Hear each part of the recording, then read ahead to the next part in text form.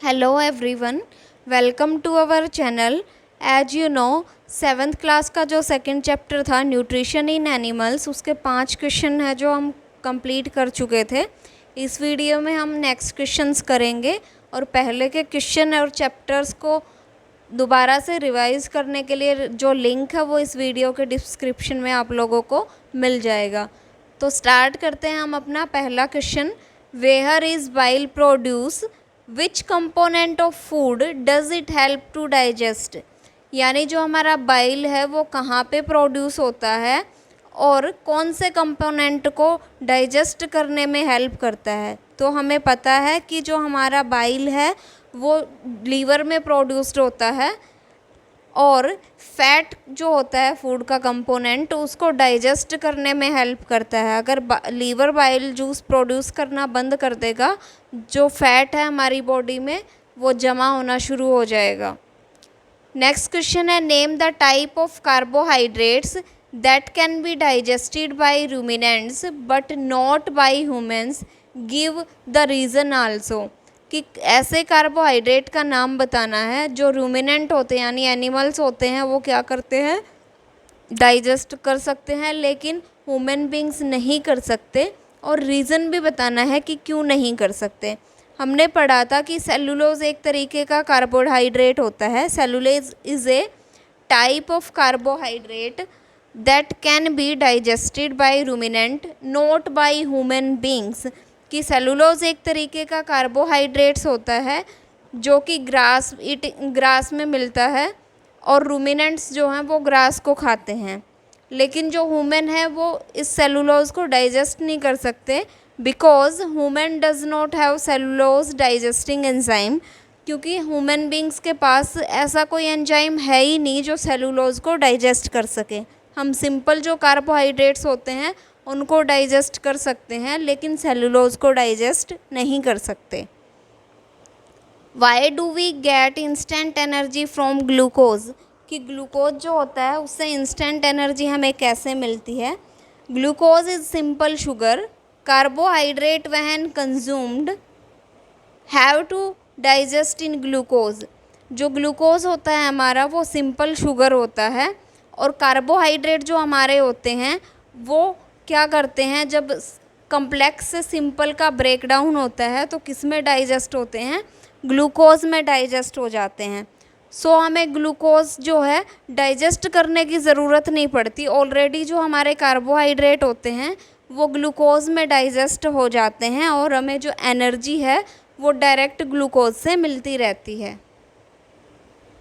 Hence, when glucose is directly taken, it does not have to digest it and thus act as instant source of energy। यानी जो glucose जब लिया जाता है तो उसको डाइजेस्ट करने की ज़रूरत नहीं होगी और इंस्टेंट सोर्स ऑफ एनर्जीज को यूज़ कर सकते हैं। नेक्स्ट क्वेश्चन है,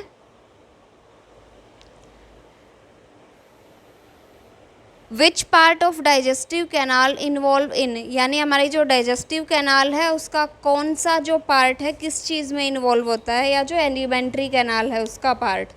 absorption of food, absorption of food होता है स्मॉल इंटेस्टाइन में। इसमें कंफ्यूज मत होना, जो हमारी लार्ज इंटेस्टाइन होती है उसमें अनडाइजेस्टेड फूड से वाटर और साल्ट एब्जॉर्ब होते हैं, लेकिन जो फूड है वो हमारा स्मॉल इंटेस्टाइन में ही एब्जॉर्ब होता है क्योंकि इसमें विलाई प्रेजेंट होते हैं जो एब्जॉर्प्शन में हेल्प करते हैं।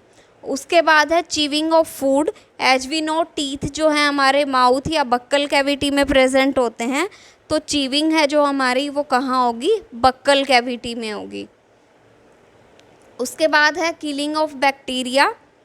किलिंग ऑफ बैक्टीरिया जो है वो हमारी स्टमक में होगी क्योंकि स्टमक जो है हमारा हाइड्रोक्लोरिक एसिड और डाइजेस्टिव जूस को सिक्रीट करता है, तो हाइड्रोक्लोरिक एसिड जो होता है वो बैक्टीरिया को किल कर देता है। उसके बाद है कंप्लीट डाइजेशन ऑफ फूड।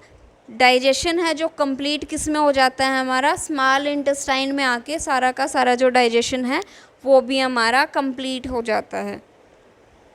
उसके बाद है formation of faces. Formation of faces है जो हमारा लार्ज इंटेस्टाइन में होता है क्योंकि अनडाइजेस्टेड फूड में जितना भी पानी और साल्ट बचा होता है उसको ये क्या करती है, एब्जॉर्ब कर लेती है। उसके बाद फेसिस बनते हैं जो जाके कुछ टाइम के लिए रेक्टम में स्टोर होंगे, उसके बाद एनस के थ्रू पास आउट हो जाएंगे। नेक्स्ट क्वेश्चन है, right A similarity and one difference between nutrition in amoeba and human beings. यानी एक सिमिलरिटी और एक डिफरेंस बताना है न्यूट्रिशन में अमीबा के और ह्यूमन बींग्स में। Amoeba and human beings both are heterotrophs. Heterotrophs का मतलब है कि दोनों के दोनों खुद खाना नहीं बना सकते, पका पकाया खाना लेते हैं। The food that they can consume is always complex form and is there for broken down into simpler form by the process of digestion. यानी जो भी ये खाना लेते हैं वो कम्प्लेक्स फॉर्म में होता है, और कम्प्लेक्स को किस में ब्रेक डाउन होना होता है, सिंपल में। वो किस प्रोसेस के द्वारा होगा, डाइजेशन के द्वारा। तो दोनों में ये सिमिलरिटी है कि हेट्रोट्रोप्स हैं और दोनों का जो फूड है वो कम्प्लेक्स फॉर्म में होगा, उसको फिर डाइजेशन के द्वारा सिंपल फॉर्म में कन्वर्ट कर दिया जाएगा। अब इनके डिफरेंस देखते हैं। डिफरेंस क्या क्या है कि जो अमीबा है उसमें हमारा जो माउथ है वो एब्सेंट होता है, क्योंकि सूडोपोडिया या फॉल्स फीट प्रेजेंट होते हैं जिनके थ्रू ये क्या करता है, एनगल्फ करता है। वहीं ह्यूमन बींग्स में जो हमारा माउथ होता है उसके थ्रू फूड का इनटेक होता है, जिसको इंजेशन बोलते थे हम। उसके बाद जो अमीबा का डाइजेस्टिव सिस्टम है वो बहुत सिंपल सा होता है, क्योंकि जो फॉल्स फीट है वो एनगल्फ कर लेंगे, उसके बाद वैक्यूल्स में जाएंगे और वैक्यूल्स में डाइजेस्ट हो जाएगा फूड। और ह्यूमन बींग्स है वो हमारा कम्प्लेक्स डाइजेस्टिव सिस्टम होता है ह्यूमन बींग्स में। एलिमेंट्री कैनाल और जो सिक्रीटरी कैनाल्स होती हैं वो दोनों मिलकर क्या करती हैं, ह्यूमन डाइजेस्टिव सिस्टम बनाती हैं। जो अमीबा में डाइजेस्टिव जूस हैं वो वैक्यूल्स सिक्रीट करता है, यानी जो फूड वैक्यूल प्रेजेंट होते हैं अमीबा में वो क्या करते हैं, सिक्रीट करते हैं डाइजेस्टिव जूस को। दूसरी तरफ जो ह्यूमन बींग्स होते हैं उसमें बक्कल कैविटी, स्टमक और स्मॉल इंटेस्टाइन, तीनों में कोई ना कोई जो डाइजेस्टिव जूस है वो सिक्रीट होता है जो खाने को डाइजेस्ट करने में हेल्प करता है। उसके बाद है हमें मैच करना है। सबसे पहला है सलाइवरी ग्लैंड। सलाइवरी ग्लैंड का क्या होगा, सलाइवा सिक्रीशन, कि जो सलाइवरी ग्लैंड होती हैं वो सलाइवा सिक्रीट करती हैं जो फूड को सॉफ्ट करने में और एनगल्फ करने में हेल्प करता है। स्टमक, जो हमारा स्टमक होता है वो क्या करता है, एसिड रिलीज़ करता है, यानी हाइड्रोक्लोरिक जो एसिड होता है वो रिलीज़ होता है। लीवर का हमें पता है बाइल जूस सिक्रीट करता है। रेक्टम क्या होता है, स्टोर करता है अनडाइजेस्टेड फूड को। स्मॉल इंटेस्टाइन, डाइजेशन जो है वो कंप्लीट हो जाता है स्मॉल इंटेस्टाइन में। लार्ज इंटेस्टाइन में जो एब्जॉर्प्शन ऑफ वाटर है वो कंप्लीट हो जाता है। उसके बाद है रिलीज ऑफ जो फेसिज है, रिलीज ऑफ फेसिज हमारा एनस के थ्रू होता है। नेक्स्ट क्वेश्चन है, एक डायग्राम दिया है डाइजेस्टिव सिस्टम का, इसको लेबल करना है। तो देखते हैं, फर्स्ट जो है वो होगा हमारा गॉल ब्लैडर।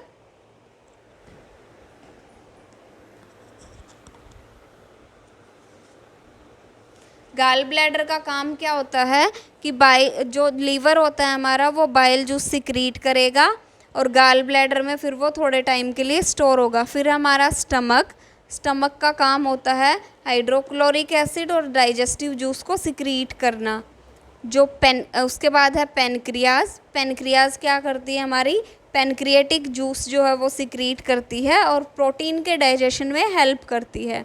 उसके बाद है स्मॉल इंटेस्टाइन में हमारा जो डाइजेशन है वो कंप्लीट हो जाएगा और एब्जॉर्प्शन ऑफ फूड है वो भी हमारा किस में होगा, स्मॉल इंटेस्टाइन में। उसके बाद है लार्ज इंटेस्टाइन में क्या होता है कि जो अनडाइजेस्टेड फूड है उसमें से जो वाटर और साल्ट है वो एब्जॉर्ब कर लिया जाता है। उसके बाद हमारा जो अनडाइजेस्टेड फूड है वो कुछ टाइम के लिए रेक्टम में आता है।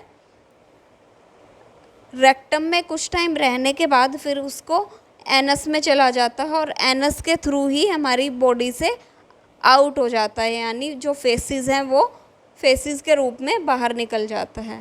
अब नेक्स्ट क्वेश्चन पे आते हैं।